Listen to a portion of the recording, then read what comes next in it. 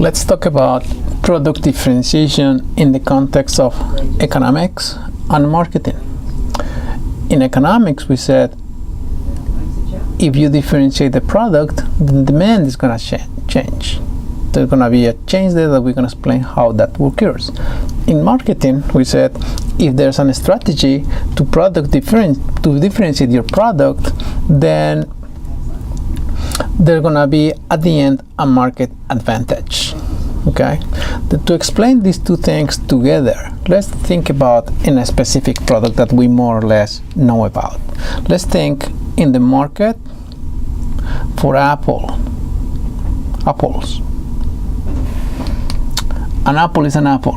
I'm sure you're saying, no, an apple is not an apple because I don't like the pink apples, I like the Fuji apples. Others gonna say, I like the Smith apples.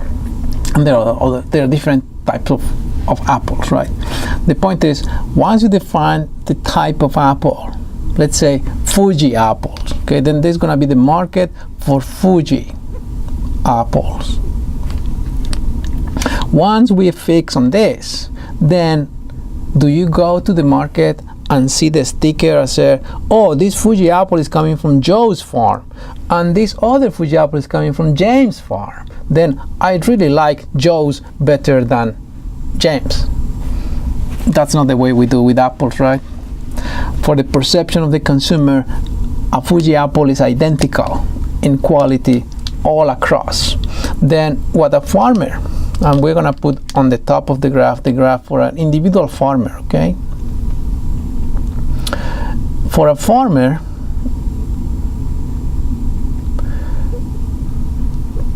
this farmer just goes to the market and checks the price of equilibrium. Let's say the price of equilibrium in this market is $3 per pound, okay?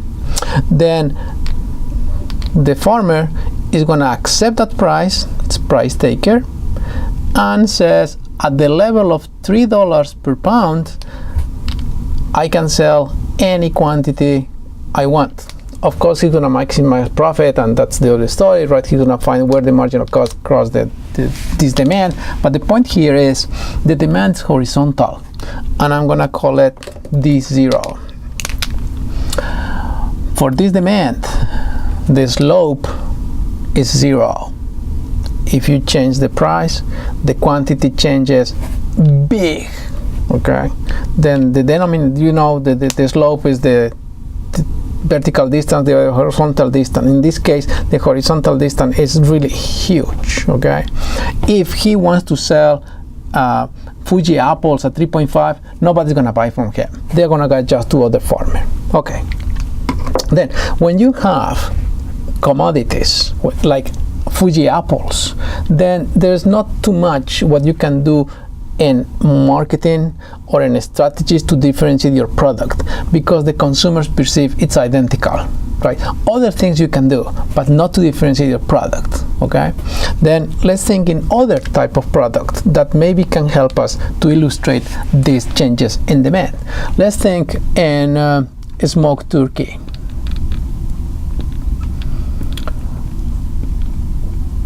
Smoked turkey is not a smart turkey.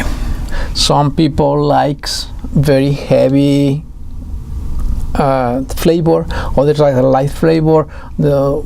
Some guys want to have an smoked turkey, but with a different type of woods, right? Hickory, apple wood, pineapple, other things, right? Then quality matters there. In that case, then the demand of a smoked turkey is going to look more or less like the line that I'm going to draw here. Let's put here D1, okay? Not so steep, it's very flexible, right, in that sense. And there you can do some campaign. You can differentiate your own smoked turkey from the competitors. If you're successful, then you're gonna have something like this. Let's see if I can write here, okay?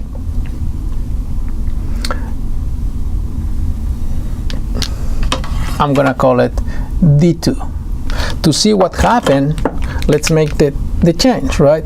Let's make, if the price goes up from 3 to 4, how much the quantity is gonna change? Let's check in the graph. Here you have, right, this is the original quantity. I'm gonna put quantity 0. If the price goes up from 3 to 4 and the demand is the D1, the new quantity will be Q1. As you can see, it's a huge difference, right? Then the slope of this demand is close to 0. Huge difference from Q0 to Q1. If the product differentiation works, then the demand shifts, becomes more vertical, and comes to D2. As you can see here, the quantity, yes, also drops because the price went up, but just from Q0 to Q2, less than that.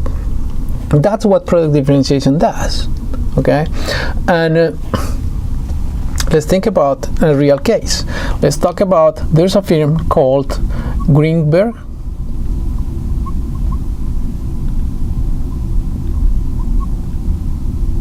Smoked Turkey Inc. This is a company that is very successful in Tyler, Texas, with this brand, Greenberg Smoked Turkey Inc. This product has appeared twice in Oprah Winfrey's list of favorite things. It appeared in 2003 and also again in 2017. What do you think happened when it appeared in 2003? The demand for smoked turkey was like D1, and after the show and after Oprah just released and talk about the product and make 500 turkeys gifts to the people who were present in that program, on that show, then the demand rotates. Of course, you are thinking not only rotated, also the demand shift to the right. Yes, but now we are going to focus on the rotation of things. What thing happened to the demand of Greenberg smoked turkeys in 2017? Maybe rotate a little bit more, right? Why?